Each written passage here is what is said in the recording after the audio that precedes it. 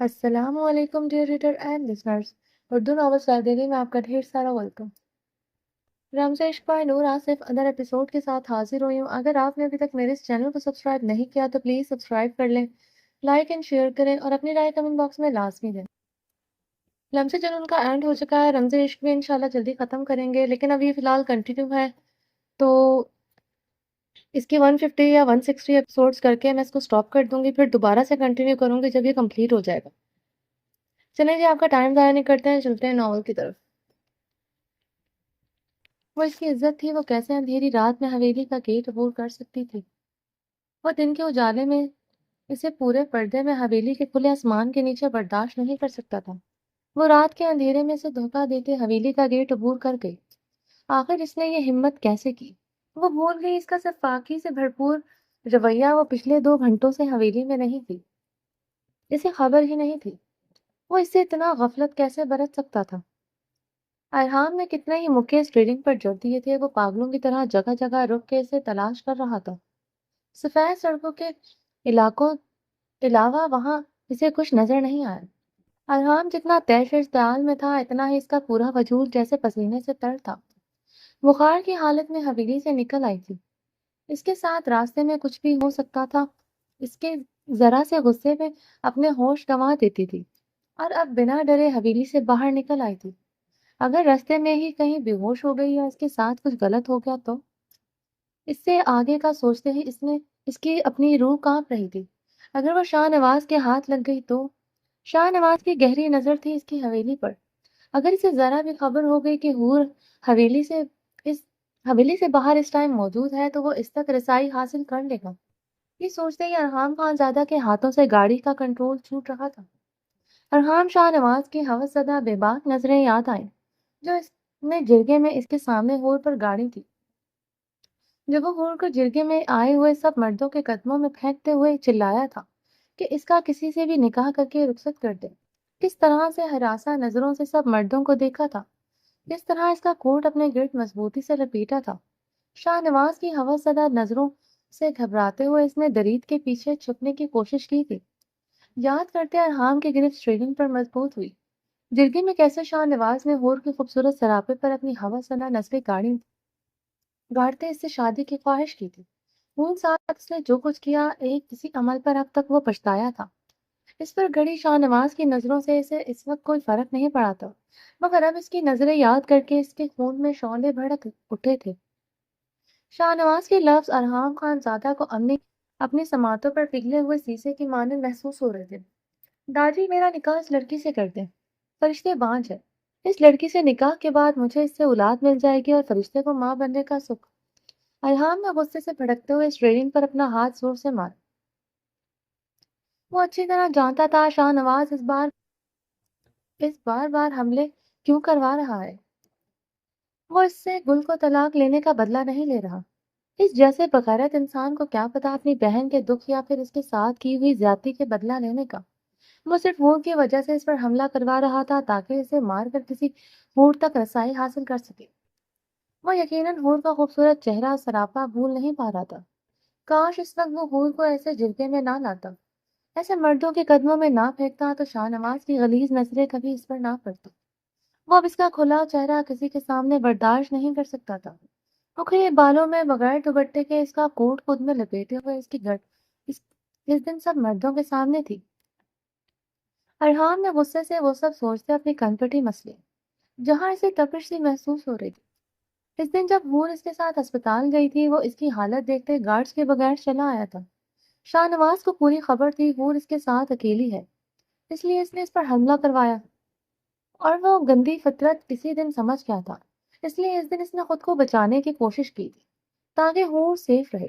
شاہ نواز، تم اسے ذرا بھی نقصان پہنچایا، اس کی طرف آنکھ پہ اٹھا کر دیکھا، میں تمہاری آنکھ نکال لوں گا، میں تمہارے ٹکڑے ٹکڑے کر ڈالوں گا، وہ صرف میری ہے۔ ارحام خان زادہ اپنی سرخ آنکھیں مسلتے چلایا۔ وہ جگہ جگہ اب گاڑی سے اتر کر اسے تلاش کر رہا تھا، وہ کہیں نہیں تھی۔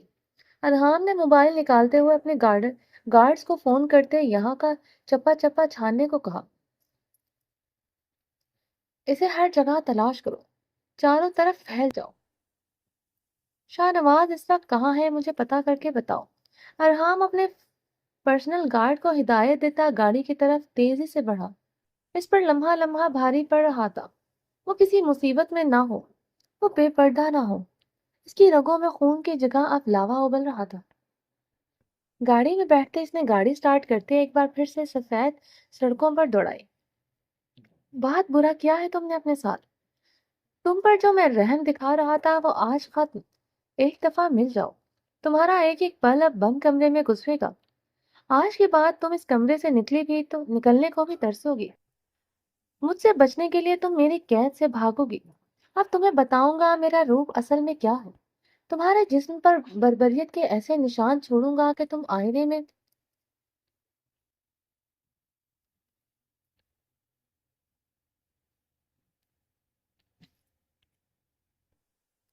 دیکھنے کے قابل بھی نہیں رہو گی۔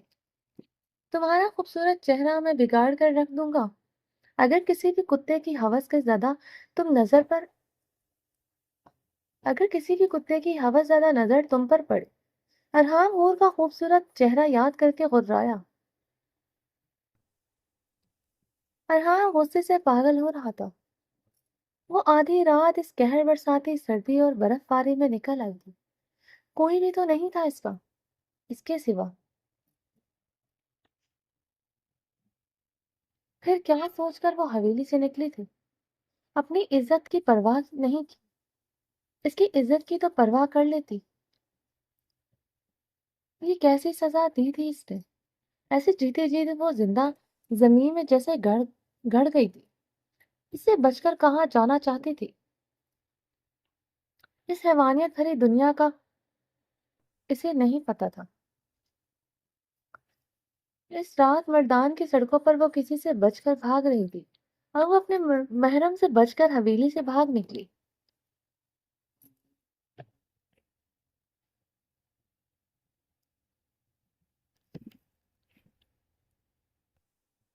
ارحام نے پورے وجود میں تیش و اشتعال سے شعلے بھڑک رہے تھے۔ وہ اس کے لیے ضروری تھی، مگر وہ اس کے لیے اتنی ضروری تھی اندازہ نہ تھا۔ اس کے ساتھ کچھ نہ ہو جائے یہ سوچ کر ہی وہ مرنے والا ہو رہا تھا۔ اس پر کسی کی نظر نہ پڑ جائے، کوئی اسے ہوس زدہ نظروں سے نہ دیکھے۔ سب سے زیادہ یہ سوچ کر ہی وہ بے موت مر رہا تھا۔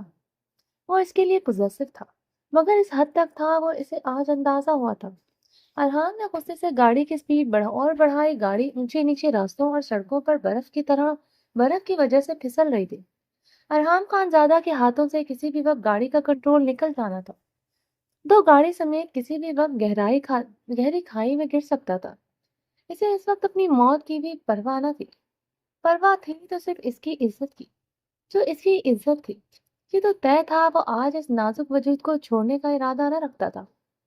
اس کا آج سے پہلے آج اس پہاڑی خان کے ساتھ پالا پڑنے والا تھا، جس کا نظارہ اس نے نکاح کی رات کو بھی نہیں کیا تھا۔ وہ اسے ایسی سزا دینے والا تھا، وہ بھول کر بھی کبھی اس کی پناہوں سے بھاگنے کی کوشش نہ کرتی۔ تم نے اچھا نہیں کیا ہو۔ وہ اسٹیئرنگ پر ہاتھ مارتے بھوکے درندے کی مانند گررا اٹھا۔ اندھا دھند برفیلی طوفانی رات میں پاگلوں کی طرح گاڑی چلا رہا تھا۔ یکدم ارحام کے ہاتھوں سے گاڑی کا کنٹرول چھوٹا تھا۔ گاڑی سڑک پر پھسلتی چلی گئی۔ سڑک کے ایک طرف گہری کھائی تھی۔ ارحام نے اسٹیئرنگ دوسری سائیڈ پر پوری طرح گھماتے ہوئے گاڑی کو اپنے کنٹرول میں کرنے کی کوشش کی۔ گاڑی کو بریک لگانا مشکل تھا، سڑک پر گری برف کی وجہ سے گاڑی پھسل رہی تھی۔ ارحام نے پوری جان لگاتے ہوئے اسٹیئرنگ کو گھمایا تھا۔ اتنی آسانی سے وہ موت سے شکست نہیں کھا سکتا تھا، جب تک ہور کے صحیح سلامت ہونے کا یقین نہ ہو جائے۔ اسے موت نہیں آ سکتی تھی۔ ارحام کے دل و دماغ پر صرف اس وقت ہور سوار تھی۔ اگر اسے کچھ ہو گیا تو اس کا کیا ہوگا؟ یہ ظالم دنیا تو اسے بھنبوڑ ڈالے گی۔ اس کے سوا کون تھا آخر؟ ارحام نے اپنی پوری جان لگاتے اسٹیئرنگ ایک طرف گھماتے ہوئے خود کو بچانے کی کوشش کی تھی۔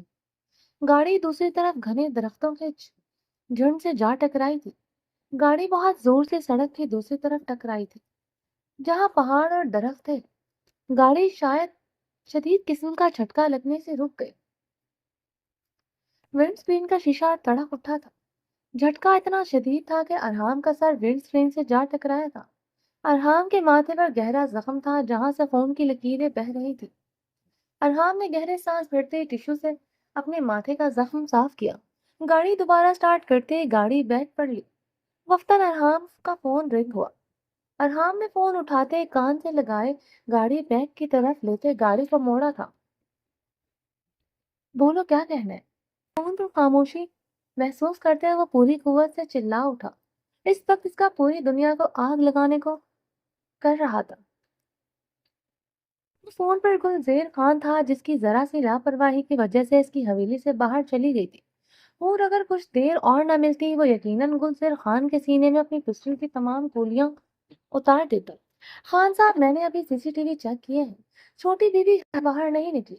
گلریز خان ارحام کے چلانے پر مدھم لہجے میں بولا، اگر باہر نہیں گئی تو کہاں ہے وہ؟ وہ فون پر اتنی شدت سے گرجا تھا کہ گلزیر جیسے سخت قسم کے انسان کو اپنے کان کے پردے پھٹتے محسوس ہوئے۔ وہ خان صاحب، وہ گلزیر کی بات کرتے کرتے ہچکچایا تھا۔ وہ کچھ ہی گھنٹوں پہلے ارحام خانزادہ کی جنونیت سے واقف ہو چکا تھا، مجھے بتانے والا تھا، اس سے کہاں برداشت کرنا تھا۔ جلدی بولو، ارحام دھاڑا۔ وہ چھوٹی بیوی حویلی کی پچھلے لان میں بے ہوش پڑی ہے۔ گلریز کی بات پر ارحام نے گاڑی کو یکدم بریک لگائی۔ کیا کہہ رہی ہو تم؟ ارحام اسٹیئرنگ پر گرفت مضبوط کرتے تیش و اشتعال سے گرج اٹھا تھا۔ جی چھوٹے خان، وہ ادھر بے ہوش پڑی ہے، گلریز نے آہستگی سے کہا۔ میں آ رہا ہوں، تم میں سے کوئی بھی اس طرف نہ جائے، کوئی بھی اس کے قریب نہ جائے، ارحام نے کہتے ہوئے فون بڑھتے گاڑی حویلی کی طرف ڈالی۔ اس پر کوئی نگاہ بھی ڈالے کہاں گوارا تھا۔ وہ اندھا دھند پاگلوں کی طرح گاڑی بھگا رہا تھا۔ وہ حویلی میں ہی ہے، یہ سن کر اس کی جان میں جان آئی تھی۔ وہ اتنی سردی میں حویلی کے پچھلے لان میں بے ہوش پڑی ہے، برف باری بھی کب سے ہو رہی تھی، اسے کچھ ہو نہ جائے۔ وہ یہ سوچ کر ارحام کے ہاتھ پیر ٹھنڈے پڑ رہے تھے۔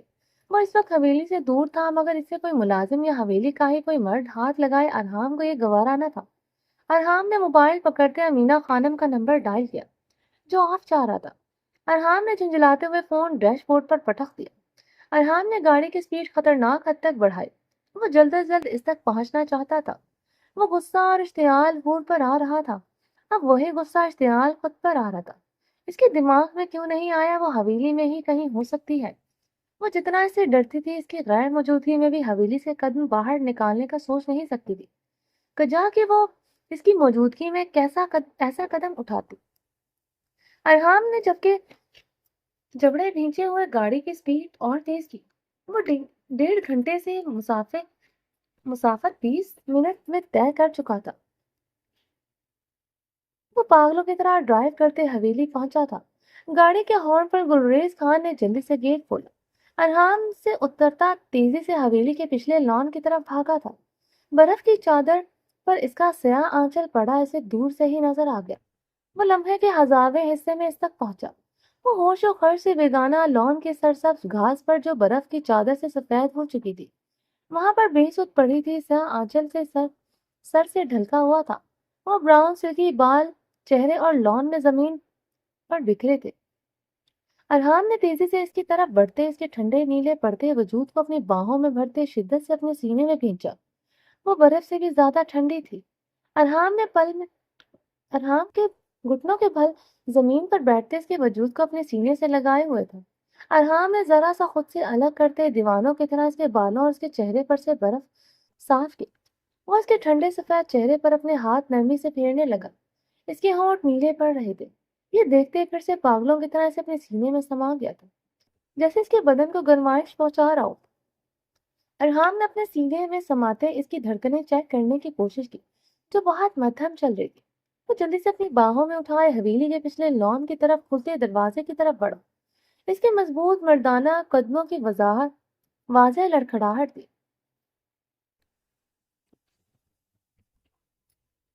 امینا خانم پریشانی سے لاؤن میں بیٹھی تسبیح پڑھ رہی تھی۔ ان کے لب مسلسل ورد کی صورت میں ہل رہے تھے۔ وہ دوپٹے کے گوشے سے بار بار اپنی نم آنکھیں رگڑ رہی تھی۔ ارحام جتنے غصے میں گیا تھا، کچھ بعید نہ تھا، وہ ہور کو نقصان پہنچا دیتا۔ ارحام کی آنکھوں میں انہوں نے عجیب سی جنونیت دیکھی تھی۔ وہ سمجھ گئی تھی ہور اس کے لیے کیا معنی رکھتی ہے۔ پلوشا ان کی طبیعت کے پیش نظر ان کے پاس بیٹھی کب سے ان کے بازو دبا رہی تھی۔ اس وقت زنان خانے میں امینا خانم پلوشا اور درخشاں پریشانی کے عالم میں بیٹھی کچھ انہونی نہ ہونے کی دعائیں مانگ رہی تھی۔ ارحام کو غصے میں دیکھ کر یہ درخشاں کا نازک دل کانپ رہا تھا۔ وہ جانتی تھی ارحان جتنا نرم طبیعت کا مالک ہے اتنا ہی سخت بھی ہے۔ حور سے نکاح کے بعد وہ بالکل بدل کر رہ گیا۔ حور کا اس طرح حویلی سے بھاگنا چھوٹی بات نہ تھی جو ارحان خان زیادہ اسے معاف کر دیتا۔ وہ ایک خانزادہ تھا، اپنی عزت پر ایک حرف برداشت نہیں کر سکتا تھا۔ درخشاں تب سے ہی زوروں قدار رو رہی تھی، حور کی سلامتی کی دعا مانگ رہی تھی۔ ان چند مہینوں میں وہ حور سے بہت محبت کرنے لگی تھی۔ حور بھی اس سے بہت محبت کرتی تھی، اس لیے حور اب شاید اسے خود سے بھی زیادہ عزیز تھی۔ حور حویلی میں نہیں ہے، گھر میں ابھی بھی کسی بھی مرد کو خبر نہیں ہو سکی تھی۔ البت خان، دریغ خان اور سمیع اللہ مردانے میں بنے کمروں میں سو رہے تھے۔ شہرام اور اسود اپنے کمروں میں موجود تھے۔ امینہ خانم نے کسی کو نہیں بتایا۔ وہ جانتی تھی جتنا غصے میں ارحام تھا، اگر گھر کے کسی اور مرد کو حور کی گمشدگی کا پتہ چلا وہ لوگ بھی اس طرح ریئیکٹ کرتے۔ یہ چھوٹی بات نہیں تھی، حویلی کی عورت آدھی رات کو حویلی سے باہر نکل گئی تھی۔ امینہ خانم اپنی آنکھیں دوپٹے کے پلو سے رگڑتے حور کی سلامتی کی دعائیں مانگ رہی تھی کہ ارحام اس کے ساتھ کچھ برا نہ کر ڈالے۔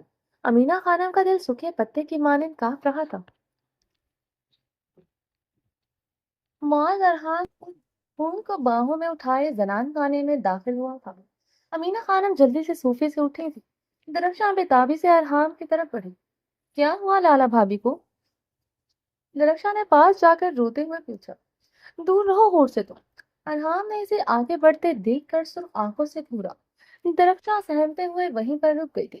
امینہ خانم بھی ارحام کی آنکھوں سے ٹپکتی وحشت دیکھ کر وہیں پر سٹل ہو گئی تھی۔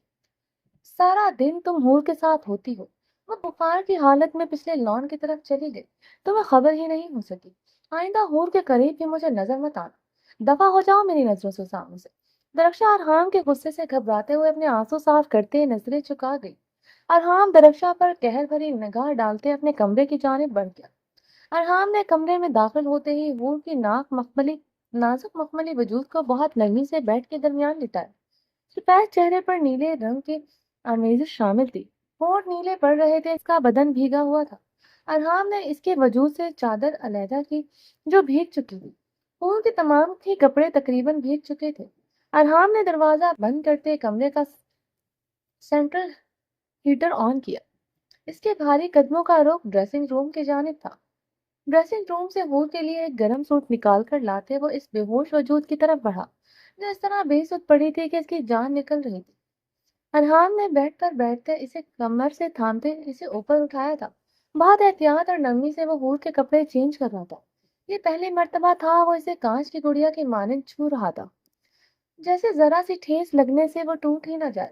وہ بھلا کب کلیوں سے بھی زیادہ اس نازک مرمری وجود کو ایسے چھوتا تھا۔ وہ بے اختیاری میں اس پر جھکتے اس کے چہرے پر اپنے لب رکھ گیا تھا۔ اس کے لب بے قراری سے اس کے ایک ایک نقش پر محور رقص تھے۔ اس کے چہرے پر نرمی سے ہاتھ پھیرتے اس کے چہرے سے بھیگی لٹوں کو نرمی سے پیچھے کیا۔ اس کے بے جان وجود کو پریشانی سے دیکھتے وہ اس کے پاس ہی دراز ہو گیا تھا۔ اس کی کمر میں ہاتھ ڈالتے اس کی بے جان وجود کو شدت سے اپنے جسم میں اپنے سینے میں بھیجتے وہ اس کے اوپر کمبل اچھی طرح اڑایا۔ وہ اس کے سینے کے ساتھ لپٹی کمبل میں چھپ چکی تھی۔ وہ اسے سینے میں بھینچے بہت نرمی سے اس کی کمر سہلانے لگا۔ اس کا جسم برف کی مانند ٹھنڈا تھا۔ گرم کمبل اور گرم ہیٹر سے کوئی فائدہ نہیں ہوا تھا، وہ ویسے ہی بے سود پڑی تھی۔ ارحام نے کمبل اس کے چہرے سے ہٹا کر اس کے چہرے کو دیکھا، وہ ویسا ہی سفید تھا۔ ہونٹوں کی نلاہٹ بڑھتی جا رہی تھی۔ ارحام نے اپنی جیکٹ اور ٹی شرٹ اتارتے دور اچھال دی اور پھر اسے اپنے سینے میں بھینچتے اس کے بدن کی ٹھنڈک کو کم کرنے کی کوشش کی، مگر اس کا وجود تو برف کی مانند یخ تھا، جس سے کوئی فرق نہیں پڑ رہا تھا۔ پھر کچھ عجیب ہوا۔ ارحام نے اسے بیڈ پر لٹائے حور کے پیروں کی طرف بڑھا تھا۔ اس کے پیروں کے پاس بیٹھتے وہ اس کے پیروں کے تلووں کو رد کرنے لگا۔ ارحام خان زادہ جو اس کے لیے صرف صفاق بے مہر جابر تھا، وہ اس لڑکی کے پیروں میں بیٹھا اس کے پیروں کے تلوے رگڑ رہا تھا۔ اس وقت وہ کہیں سے بھی وہ ارحام خان زادہ نہیں لگ رہا تھا جس کے لیے لڑکی صرف اس کی ضرورت یا دل بہلانے کا ذریعہ تھا۔ ارحام خان زادہ کے چہرے پر ایک خوف کی تحریر رقم تھی۔ اس خوبرو چہرے پر اسے تھا۔ وہ کافی دیر تک اس کے پیروں کے تلوے رب کرتا رہا، جانے کتنی دیر تک وہ اسے ایسے گرمائش پہنچاتا رہا، مگر ٹھنڈک جیسے اس کے بدن کا حصہ بن گئی تھی۔ ارحام خان زادہ بے قراری سے اس کی طرف بڑھتے اس کے چہرے کو دیکھنے لگا جو ابھی بھی مردے کی مانند سفید تھا۔ ارحام کے دل کو مٹھی میں جکڑا تھا، جیسے کسی نے کب دیکھا تھا اس کا ایسا چہرہ؟ ہمیشہ تو اس کے گال سرخ ہوتے تھے، چاہے اس کی شدتیں نچھاور کرنے پر ہوں یا پھر اس کے ڈانٹنے پر، وہ ہمیشہ سرخ ہوتی تھی۔ ارحام کی کانپتی انگلیاں اس کے ہونٹوں کو سرسرا گئی، ہونٹ ابھی بھی نیلے تھے، اس کا بدن یک ٹھنڈا تھا۔ کم آن ہو، آنکھیں کھولو، ورنہ جان سے مار ڈالوں گا تمہیں، ارحام نے اس کی ہتھیلیاں رب کرتے حلق کے بل چیختے ہوئے کہا۔ وہ اسے مزید ایسے برداشت نہیں کر سکتا تھا۔ ہور کے ٹھنڈے وجود کو دیکھتے ارحام خان زادہ کے ہاتھ پیر ٹھنڈے پڑ رہے تھے۔ بیٹھ پر پڑی لڑکی کو کھونے کا ڈر اس کے دل میں بڑھتا جا رہا تھا۔ اپنی زندگی میں کبھی کسی لمحے اس نے خود کو بے بس محسوس نہیں کیا تھا۔ جب گل کو طلاق دی تھی تب بھی اس نے ایسے خود کو بے بس محسوس نہیں کیا تھا۔ پریسے کو تلاش کرتے وقت بھی اتنی بے بسی محسوس نہیں کی تھی جتنی وہ آج کر رہا تھا۔ کسی قیمتی متاع کو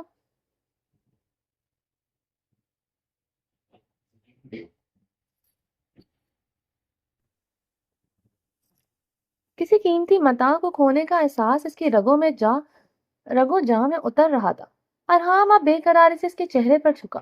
براؤن سنہرے سلکی بال اور کمر اور اس کے چہرے کے اطراف میں بکھرے تھے، نرم و ملائم شفاف چہرہ، ملکوتی نکوچ۔ وہ جتنی حسین تھی اتنی ہی معصوم تھی۔ اس کے ساتھ رہتے اندازہ ہو چکا تھا وہ نہ صرف کم سن تھی، بے حد معصوم بھی تھی۔ ارحام نے ہاتھ بڑھا کر بہت نرمی سے اس کے بال کے عارض سے پیچھے کرتے اس کے کان کے پیچھے عرصے وہ اس کے نیلے لبوں پر جھکتے انہیں اپنے لبوں میں قید کر دیا۔ وہ بے قراری سے اس کے لبوں کو اپنی گہری شدت کا نشانہ بنائے ہوئے تھا۔ کیا نہیں تھا اس کی شدت میں؟ ڈر، خوف، غصہ، دیوانگی۔ وہ اپنے اندر اٹھتے اضطراب، غصے، اشتعال کو نازک لبوں پر اتارتے اس کی سانسوں کو بے رحمانہ طریقے سے گھونٹ گیا تھا۔ وہ اس کی شدت سے نیم بے ہوشی میں سسک کر رہ گئی۔ ارحام اسے سسکتا دیکھتا پیچھے ہوا۔ بہت غلط کیا تم نے، بہت غلط۔ تمہیں اس کی بہت سفاک سزا ملے گی۔ یہ زندگی یا جان اب تمہاری نہیں، ارحام خان زادہ کی ہے۔ میری ملکیت ہو تم۔ سر کے بالوں سے لے کر پاؤں کے ناخن تک تم پر صرف میرا حق ہے۔ تمہیں تکلیف دینے کا، تمہیں اذیت پہنچانے کا حق بھی صرف ارحام خان زادہ کو ہے۔ تم نے جرات بھی کیسے کی خود کو یوں اذیت دینے کی، خود کو یوں تکلیف دینے کی؟ ارحام اس کے چہرے پر جھکے گرایا۔ ایک مرتبہ ہوش میں آ جاؤ تم سے میں حساب ضرور لوں گا۔ بہت سفاک سزا ملے گی تمہیں۔ میری اجازت کے بغیر تم کھلے آسمان کے نیچے ایک قدم کیوں رکھا؟ منع کیا تھا تمہیں کہ تم کھلے آسمان کے نیچے نہیں جاؤ۔ ارحام اس کے بے ہوش وجود کو جھنجھوڑتے غصے سے پاگل ہوتے چلایا۔ کہا تھا تم سے، تمہارا اب تک پہاڑوں میں رہنے والوں سے واسطہ نہیں پڑا۔ بتاؤں گا تمہیں ایک خان کی بیوی بننا کیسا ہوتا ہے۔ ان اونچی دیواروں والی حویلی میں سسک سسک کر مر جاؤ گی، مگر یہاں سے رہائی ممکن نہ ہوگی۔ ارحام اس کے نرم و ملائم چہرے پر ہاتھ پھیرتے اس کے کان میں پھپکارا۔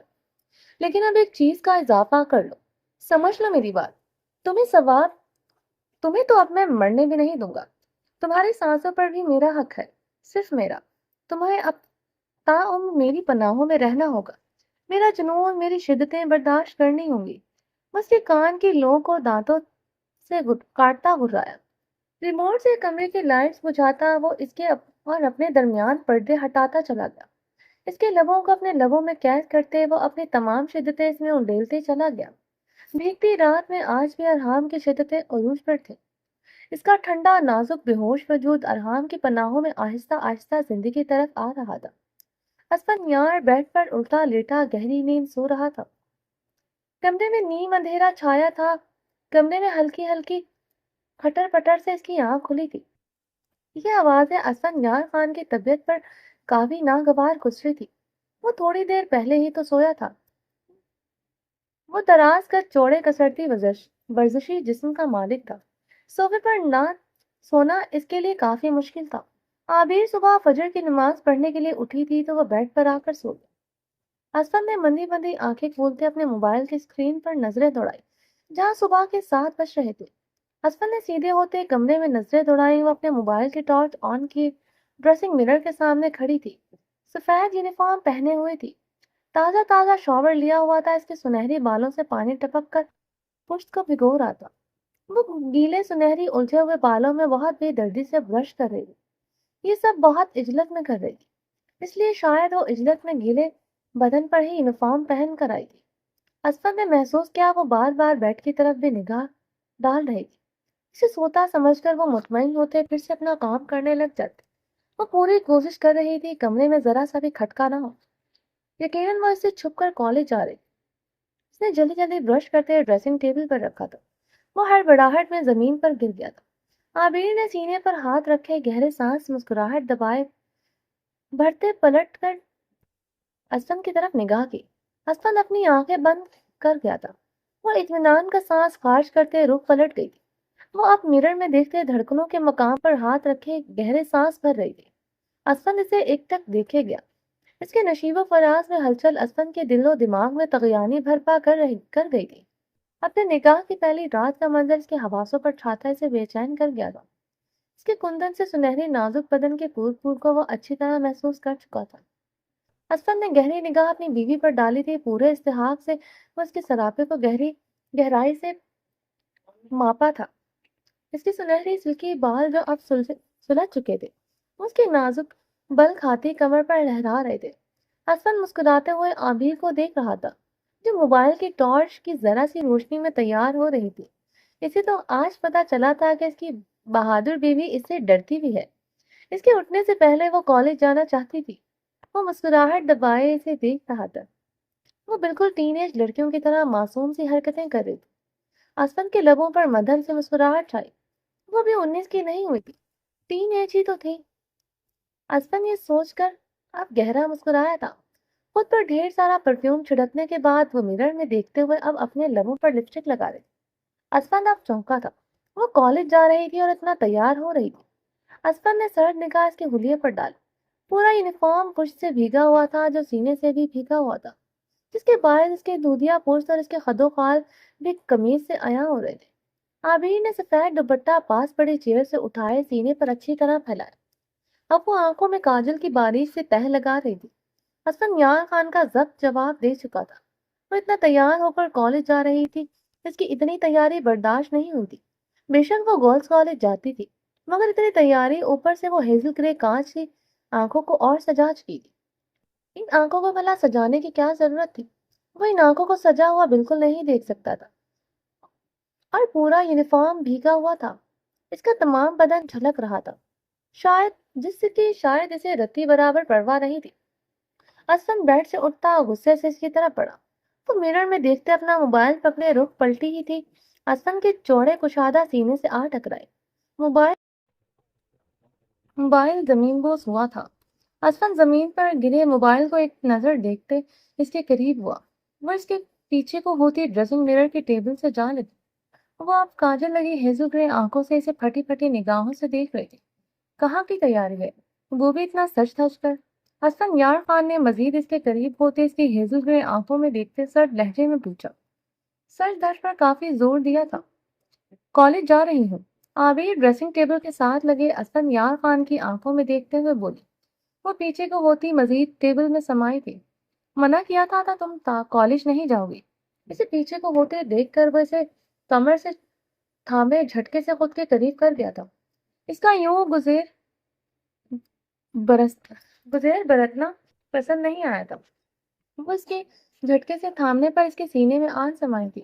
اس کے بدن سے اٹھتی بھینی روح پر وہ خوشبو سے وہ پاگل ہو سا ہوا تھا.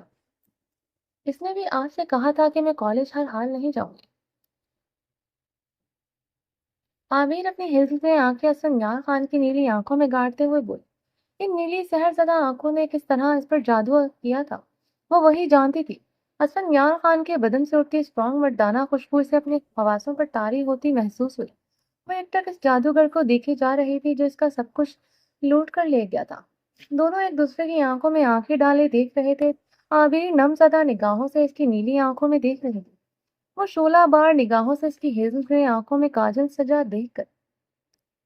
یہ کاجل اسے ان آنکھوں میں زہر لگ رہا تھا کیونکہ ان میں کاجل لگانے کے بعد وہ اور قاتلانہ ہو چکی تھی. کالج اتنا تیار ہو کر جاؤ گی؟ اسفن اس کی کمر پر دباؤ ڈالتے اب کی باہر گھبرایا تھا. نظریں اب اس کے گلابی لپسٹک سے سجے ہونٹوں پر تھی. گرلز کالج ہے سب لڑکیاں اتنا ہی تیار ہو کر آتی ہیں. عابر نے اب کی بار بھی اس کی آنکھوں میں دیکھتے کہا. وہ کم ہی اس کے سامنے اپنی نظریں چکاتی تھی. ہمیشہ اس کی آنکھوں میں آنکھیں ڈالے باتیں کرتی تھی. ابھی وہ پلکیں جھپکائے اس کی آنکھوں میں دیکھ ہی رہی تھی کہ اسفن کے یوں دیکھنے پر جھنجھلا گیا تھا۔ عابر کے دل کی دھڑکنیں اسے اپنے کانوں میں بجتی سنائی دے رہی تھیں۔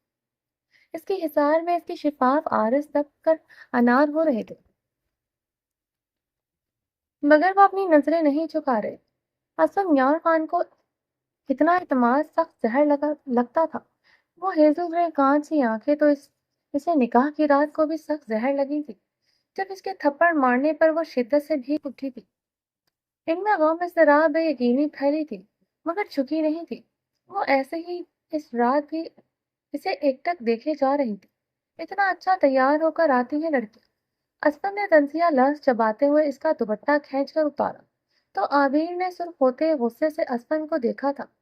مجھے ان شعلہ اگلتی آنکھوں سے دیکھنے کے بجائے ذرا نظریں جھکا کر خود کو دیکھ لے، یقیناً یہ آنکھیں شعلہ اگلنے کے بجائے شرم سے چھپ جائیں گی۔ اسفن نے تنزیہ نگاہوں سے اس کے گیلے بدن پر ڈالتے اس کا رخ موڑے اسے ڈریسنگ مرر کے سامنے کیا، ساتھ ہی پاس لگے سوئچ بورڈ کی طرف ہاتھ بڑھا کر لائٹ آن کی۔ کمرے میں پھیلی دودھیا تیز روشنی میں عابر کا کندن سراپا ڈریسنگ مرر کے سامنے دمک اٹھا تھا۔ عابر ڈریسنگ مرر میں خود کے سراپے پر نگاہ ڈالتے اب کی بار نظریں چکا گئی تھی۔ بھیگے یونیفارم میں سب کچھ تو آیا تھا، اوپر سے اسفن یار جن نگاہوں سے اسے گھور رہا تھا، اس کے شفاف آرز مزید دہکتا تندور بنے تھے۔ پلکوں کی گھنی جھالر اب سرخ آرز پر سجدہ زیر تھی۔ اپنے گھنے سنہرے بالوں کو بنا خشک کیے اس نے یونیفارم سے تن کیا۔ گیلے بالوں سے ٹپکتا پانی اسے اچھا خاصا بھگو چکا تھا۔ وہ اپنے بیگ پر کھڑے اسفن یار خان کو دیکھتے وہاں سے کتراتے ہوئے جانے لگی۔ وہ اس کی راہ میں حمائل ہوتے اس کی راہ فرار کے تمام راستے مسدود کر چکا تھا۔ مجھے تمہارے کالج جانے پر کوئی اعتراض نہیں ہے، تمہیں کالج کے ساتھ اپنی ذمہ داریاں بھی نبھانی ہیں، ان میں کوتاہی میں برداشت نہیں کر سکتا۔ وہ سب کے بڑھ کر مجھے مورے کی طرف سے تمہاری کوئی شکایت نہیں ملنا چاہیے۔ انہیں آگے سے تم سے بہت شکایت ہے، ان کا ہر کام تمہاری ذمہ داری ہے، کوشش کرو انہیں تم خوش رکھو۔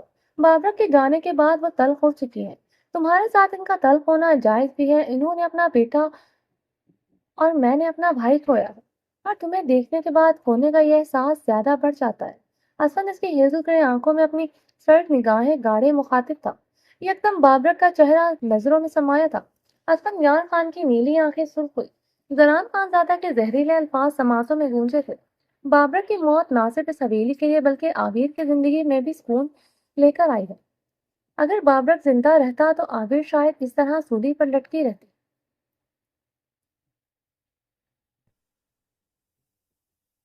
اگر بابرک زندہ رہتا تو عابر شاید اسی طرح سولی پر لٹکی رہتی۔ بابرک کا انجام یہی تھا۔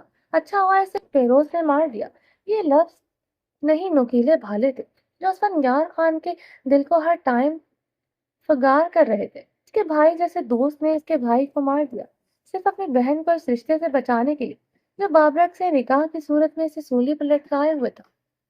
اپنی بہن کو بچانا تھا تو اس سے بات کرتا، وہ اپنی جان دے کر بھی اپنے دوست کی بہن کو بچاتا، مگر اس کے دوست نے خود غرضی دکھاتے اسے چھوٹے بھائی کو مار دیا۔ وہ کتنا کم ہمت تھا، ابھی تک اس زاران خان زادہ کو مار نہ سکا تھا۔ اس کی پسٹل میں موجود گولیاں اس کے سینے کو چیر نہ سکی۔ کیوں وہ اس کی بہن کو اپنی عزت بنا بیٹھا تھا؟ کیوں وہ سامنے کھڑی لڑکی کو تکلیف نہیں دے پاتا تھا؟ کیوں وہ ان بہن بھائیوں جیسا شفاف نہ تھا؟ کیوں وہ ان جیسا شفاف نہیں بن پا رہا تھا؟ اسفن یکدم ڈریسنگ کی طرف مڑتے اپنا ہاتھ شیشے پر مارتا چلا اٹھا تھا۔ ڈریسنگ مرر کا شیشہ تڑپتا اس کے ہاتھ کو زخمی کر گیا۔ عابر اس کے ہاتھ سے ٹپکتے خون کو دیکھ کر تڑپ کے آگے بڑھی۔ اسفن کی سرخ نظر پر وہ وہیں مجمد ہوئی۔ وہ لہو اتری آنکھوں سے اسے دیکھ تنبیہ انداز میں اسے اپنے قریب آنے سے روک چکا تھا۔ وہ گہرے سانس بھرتا اور ڈریسنگ ٹیبل پر دونوں ہاتھ جمائے تھوڑا سا جھکتے اپنے غصے پر کنٹرول کرنے کی کوشش کر رہا تھا جو اسے اپنے پاس کھڑی لڑکی پر آ رہا تھا۔ کچھ بعید نہ تھا وہ اسے تہس نہس کر کے رکھ دیتا۔ جاؤ تم یہاں سے، اسفن نے مرر میں دیکھتے سرد لہجے میں عابر کو حکم دیا۔ اسی پل وہ سوزیا کا حساب بہت بڑھ گیا تھا۔ نظروں کے سامنے اس کے بھائی کے خون میں لت پت لاش پڑی تھی۔ عابر اسفن یار خان کے زخمی ہاتھ کو نم زدہ نگاہوں سے دیکھ رہے تھے۔ جاؤ یہاں سے، اس سے پہلے میں اپنے اندر کا چھپا راز، اپنی بے بسی تمہارے وجود پر اتار دوں۔ چلی جاؤ یہاں سے۔ اسفن میرر میں نظر آتے اس کے عکس کو دیکھتے بے حد مدھم سے لہجے میں بولا۔ عابر نے بمشکل اس کے لفظ سنے تھے۔ عابر اس کی بات سنی انسنی کرتے دھیمے قدموں سے اس کی طرف بڑھی تھی۔ وہ اسے چھوڑ کر نہیں جا سکتی تھی۔ جاؤ یہاں سے، تم نے سنا نہیں؟ اسفن سیدھا ہوتے حلق کے بل چلایا۔ عابر نے اس کے چلانے اور اس کی آنکھوں میں ٹپکتے خون کی لالی دیکھ کر جی جان سے لرز اٹھی تھی، مگر وہ نہیں اٹھی تھی۔ وہ اس کی طرف بڑھتے اس کا زخمی ہاتھ تھام گئے، اپنے کالج کا دوپٹہ اس کے خون بہتے ہاتھ پر رکھتے اس کا خون روکنے کی کوشش کی۔ اس کی ہیزل گرے آنکھوں میں آنسو اور لڑیوں کی صورت میں بہہ رہے تھے۔ وہ اس کا زخمی ہاتھ دیکھتے اپنے گلابی لب کاٹتے اپنے آنسو روکنے کی ناکام سعی کر رہی تھی۔ کیوں یہ ناٹک کر رہی ہو؟ جیسے تمہیں میری تکلیف پر بہت تکلیف ہو رہی ہے۔ بھولو مت، تم مجھے نکاح کی رات کو بہت بے دردی سے چاقو مار چکی ہو۔ تم اور تمہارا بھائی صرف صفاقی برت سکتے ہیں، اس لیے یہ ڈرامہ مت کرو میرے سامنے۔ اسفن عابر کے چہرے پر تڑپ کر دیکھ کر استہزائیہ مسکرایا تھا۔ اپنا ہاتھ اس کے نازک ہاتھ سے کھینچتے اس کا سرخ دوپٹہ دور اچھال چکا تھا۔ اس رات وہ آج میں بہت فرق ہے۔ عابر کی نیلی آنکھوں میں دیکھتے شبنمی لہجے میں سسکاری بھرتی بولی۔ کیا فرق ہے؟ اسفن نے خود سے دور اچھوت کی طرح چٹکتا نفرت آمیز لہجے میں گویا ہوا۔ وہ اس کے چٹکنے پر بری طرح لڑکھڑائی تھی۔ خود سنبھالتے گہرے سانس لیے تھے۔ آپ نہیں سمجھیں گے۔ عابر بھیگی آنکھوں سے اپنے سامنے کھڑے سفاک انسان کو دیکھتے رخ پلٹے وہاں سے جانے کے لیے مڑی۔ وہ اس سفاک بے مہر انسان کے سامنے مزید نہیں ٹھہر سکتی تھی، جو اس کی آنکھوں میں اپنا عکس دیکھتے بھی انجان بننے کی کوشش کرتا تھا۔ وہ اس کی بات ادھوری چھوڑنے اور اس کی آنکھوں کی نمی دیکھتا تلملا اٹھا تھا۔ وہ اتنی معصوم تو ہرگز نہ تھی جتنی بننے کی کوشش کرتی تھی۔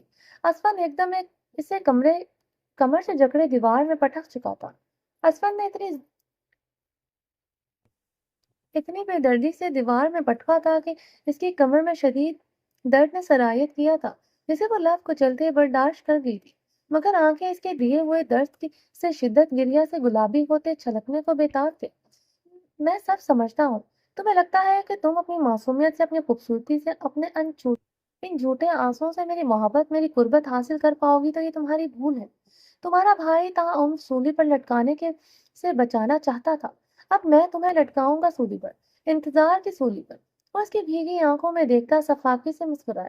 شوہر کے ہوتے ہوئے بھی بیوی کی زندگی گزارو گی، یہ وعدہ ہے میرا تم سے۔ تمہیں اور تمہارے سفاک بھائی کو کبھی معاف نہیں کروں گا۔ اسفن ان کے دونوں اطراف میں ہاتھ جماتے گھبرایا تھا۔ سفاک اور میرا بھائی نہیں، بلکہ آپ ہیں، آپ اور آپ کا بھائی جو ظالم اور درندہ تھا۔ عابر اسفن کی بات پر زخمی پرندے کے مانند پھڑ پڑا اٹھی۔ عابر، خبردار میرے بھائی کے خلاف ایک لفظ بھی کہا، زبان کھینچ ڈالوں گا۔ اسفن عابر کے اطراف میں مکہ مارتے دھاڑا، کھینچ ڈالے پھر میری زبان حلق سے، کیونکہ اپنے بھائی کی سچائی آپ برداشت نہیں کر سکتے۔ وہ ایک قاتل تھا، وہ ایک ریپسٹ تھا جسے اچھا کیا میرے بھائی نے مار دیا۔ عابر وہ پوری قوت سے اپنے بھائی کا ہاتھ نشان اس کے شفاف عارض پر چھوڑ رہا تھا۔ بھاری تھپڑ کی گونج سے کمرے کے دیوار لرزا اٹھے تھے۔ عابر کا نازک ہونٹ اس کے بھاری ہاتھ کی شدت سے زخمی ہو چکا تھا۔ نازک گلابی گال اس پر بے رحمی سے گہری چھاپ چھوڑ چکی تھی۔ اتنا تھپڑ شدید تھا کہ عابر کو اپنا سر چکراتا محسوس ہوا۔ آنکھوں کے آگے اندھیرا سا چھاتا محسوس ہوا۔ اس کی غیر ہوتی حالت اسفن یار نے بھی محسوس کی۔ وہ اپنی بند آنکھیں کھولتے گہرے سانس بھرتے بھیگی نگاہوں سے اسفن کو دیکھ رہی تھی۔ اسفن اس کی حالت دیکھتا لب کھینچتے اپنی مٹھی دبوچ لیا تھا۔